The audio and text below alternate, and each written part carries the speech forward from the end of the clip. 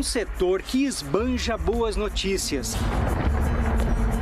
Não é de hoje que a produção de tilápias no Brasil vem crescendo a um ritmo acelerado. Só em 2020, o aumento foi de 12,5% em relação a 2019. O principal motivo ano passado é o que a gente chama de impacto positivo da pandemia no nosso negócio. E em 2021, nós teremos também um crescimento de 2 dígitos superior a 10%, ou seja, esse crescimento significativo continua nos dias de hoje. Hoje, no Brasil, 110 mil propriedades trabalham com tilápias e algumas delas vêm usando tecnologias de ponta para produzir cada vez mais e melhor. É o caso dessa empresa de Santa Fé do Sul, em São Paulo, que aplica várias inovações dentro dessas estufas para garantir o bom desenvolvimento dos peixes na primeira fase da criação, quando as tilápias ainda são alevinos. Olha, a gente resolveu fazer essa entrevista na entrada da estufa porque lá dentro a temperatura é muito elevada. Exatamente, passa dos 50 graus fácil aqui dentro. É difícil pra gente, né? Muito difícil pra gente, mas é bom para controlar a água dos peixes. Pelo termômetro, a temperatura estava ainda mais alta. Ideal para manter a água em 30 graus centígrados, mas desgastante para o José Marcondes, que coleta e analisa o material desses tanques pelo menos 3 vezes ao dia. É bem cansativo, soa bastante aí. Quantos litros de água você toma por dia para repor esse suador todo? Teve uma vez que eu cheguei a fazer a média aí, mais de 5 litros. É mesmo? Dá-lhe água então. Bastante água. Por aqui, um sistema de bombas recircula a água o tempo todo, o que reduz a reposição a apenas 5% ao mês. E a matéria orgânica passa por um constante processo de transformação, no que, tecnicamente, recebe o nome de biofloco. Tudo que sobra dentro da água, as bactérias que estão nesse ambiente consomem e com isso formam esses flocos. Esses flocos nada mais é que um composto de bactérias que a tilápia filtra. Ou seja, ela come, formando um ciclo fechado. Vocês jogam ração, a tilápia excreta, a bactéria come, forma o biofloco e o peixe come o biofloco. Perfeito. E essa bactéria, ela surge naturalmente? É do ambiente. 24 horas ele está se alimentando, essa é a grande vantagem do nosso sistema, que faz com que a tilápia tenha uma melhor composição muscular e no futuro um filé melhor e mais saboroso. Nessa outra propriedade, no município de Rubinéia, uma outra tecnologia promete revolucionar a vacinação contra a Streptococcus, a doença do olho esbugalhado que pode matar o animal. O processo utilizado hoje na grande maioria dos criatórios é todo manual. O funcionário faz o trabalho peixe a peixe, agulhada por agulhada. Agora, com esse equipamento, basta colocar os animais numa canaleta que a máquina faz o restante do serviço. Olha a agulha aí trabalhando sozinha, impulsionada a partir de um sensor que identifica o momento certo da vacinação. Hoje a vacinação manual a gente vacina por volta de 2.000 peixes por hora por funcionário. Aqui a gente vai vacinar de 5 a 7 mil peixes por hora, com a mesma mão de obra. Mas reduz o número de funcionários. Reduz o número de funcionários, só que como a gente está aumentando a produção, a gente vai conseguir realocar toda a equipe de vacinação nossa dentro da produção aqui, então a gente acaba reorganizando tudo aqui dentro. Com o mercado aquecido e cada vez mais exigente, a própria tilápia ganhou novas características ao longo dos últimos anos. Genética não para, né? Isso é em qualquer atividade agropecuária. E a gente vem trabalhando com um peixe hoje melhorado, que é um peixe que você pode ver que ele é mais redondo. A cabeça menor, um dorso maior, que é o lombo, né? Que é o que a indústria quer, que é o que o mercado quer para processar. Lado a lado, veja como é um peixe de uma geração anterior e outro com uma genética, digamos, mais recente. Nós tínhamos um ciclo aí de 200 dias, 210 dias, né? No começo, o rendimento de carcaça é de 27%, 28%. Então, hoje já tem ciclos aí de 120, 140, 150 dias. E o rendimento de carcaça é de 33%, 34%, 37% já. Por isso que a tilapicultura cresce tanto da forma que cresce comparado às outras espécies de produção aquícola. Porque ela tem esse pacote tecnológico que as outras espécies não têm. Nas águas do Rio Grande, na divisa dos estados de São Paulo e Minas Gerais, está nascendo uma das mais modernas estruturas para a criação de tilápias. Um modelo circular, totalmente brasileiro e bem diferente do tanque de grande volume quadrado que nós já mostramos numa outra reportagem aqui mesmo no Globo Rural. Tudo começou em 2015, quando um grupo de empresários resolveu tirar essa tecnologia do papel com o apoio de pesquisadores do Instituto de Pesca de São Paulo e da Universidade Federal de Minas Gerais. O formato redondo é o que melhor se adapta à condição do rio que a gente busca. É que tem alguma correnteza com velocidade suficiente para renovar a água, mas não o suficiente para fazer o peixe ter que ficar nadando contra a correnteza, que aí ele gastaria energia para isso. Esse projeto contou com o apoio do Ministério da Ciência e Tecnologia e da FAPESP, a Fundação de Amparo à Pesquisa do Estado de São Paulo. O fornecimento de ração foi o que norteou o desenvolvimento desses tanques. Afinal, peixe precisa de comida espaçada ao longo do dia e quanto mais vezes, melhor. Por isso, cada estrutura dessa tem seu próprio silo, que de 15 em 15 minutos alimenta um cardume de 40 mil a 80 mil tilápias, dependendo da fase da criação. Para se ter uma ideia, num tanque convencional, os peixes são alimentados 5 ou 6 vezes ao dia. Aqui, 48 vezes.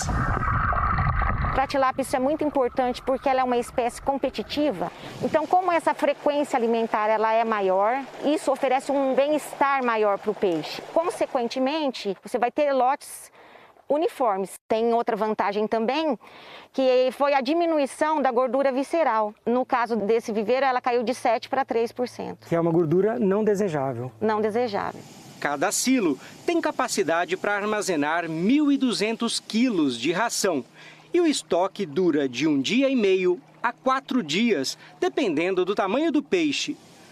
Tudo por aqui é automatizado e conta com aquela ajudinha do sol. Todo o sistema é feito através de placas fotovoltaicas que dá mobilidade para que ele possa ser colocado em qualquer lugar e evite o risco de você trabalhar com cabos submersos para trazer energia para operar o tanque. Como qualquer atividade de grande porte, esse tipo de criação gera impactos e, por isso, precisa de autorizações para funcionar, seja de uso, seja ambiental, que condiciona a licença a uma série de regras. Telas apropriadas para evitar a fuga de peixes em massa e o monitoramento da qualidade da água são algumas delas. No total, 30 tanques circulares flutuam hoje em dia por aqui. Uma estrutura feita em alumínio com 14 metros de diâmetro, projetada para um volume de 450 metros cúbicos de água. Veja aí como é a divisão. De baixo para cima vem os tambores, depois tem uma tela de fundo, que é o fundo do tanque, depois tem 4 metros de telas laterais, certo? Que é a profundidade de água, depois ainda tem uma borda livre de 80 centímetros a 1 metro, é onde o pessoal anda em cima e em volta do tanque normalmente. E por fim o silo, que está a uns 2 metros da água. O formato redondo foi inspirado numa experiência fora d'água. A gente já trabalhou com pecuária de boi de corte e nas fazendas onde a gente operava, tem um curral que ele é de um formato circular e opera com sistemas de porteira para deslocar o gado para um curral, para um outro, para o caminhão. E aí vocês adaptaram para o peixe? Nós viemos para o peixe e trouxemos essas ideias do bovino para o peixe. Dentro desse conceito, foi instalado um sistema com 2 porteiras, pensado para facilitar o trabalho da despesca. Para fazer a retirada do peixe de um tanque desse, o sistema constitui em usar as porteiras que rodam, a gente chama isso de redondel. A movimentação de uma das porteiras encurrala os peixes para um lado, deixando o restante do espaço livre. E em seguida você introduz um tanque de forma triangular. É um pedaço de pizza. É um pedaço de pizza. Por isso a gente chama tanque fatia de pizza. Daí basta abrir as telas laterais para que os peixes entrem no tanque fatia.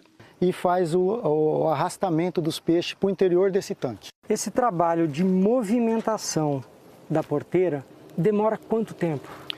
Olha, normalmente umas 2 horas. Não pode ser rápido? Não, não pode ser rápido. O processo é lento, ela é puxada com uma corda manualmente e você vai arrastando, conduzindo o cardume de peixe de forma tranquila, sem causar muito estresse, tumulto no cardume. Se o pescador precisa de paciência, o piscicultor também. Sem dúvida, muito bem colocado, sem dúvida.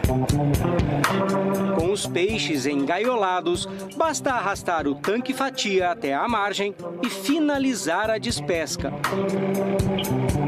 Ficou impressionado com o que viu até agora? Pois o tanque circular ainda reserva mais curiosidades. Note que o piso que rodeia todo o tanque flutua com a ajuda de garrafas PET vazias, encaixadas e amarradas de cabeça para baixo. São 4.000 unidades em cada tanque e ela tem um efeito de amortecimento. Por isso que tem onda do lado de fora e a superfície da água no interior do tanque é praticamente plana, sem efeito de onda. Isso ajuda na criação, porque como o tanque fica estável, ele não tem movimentação da tela.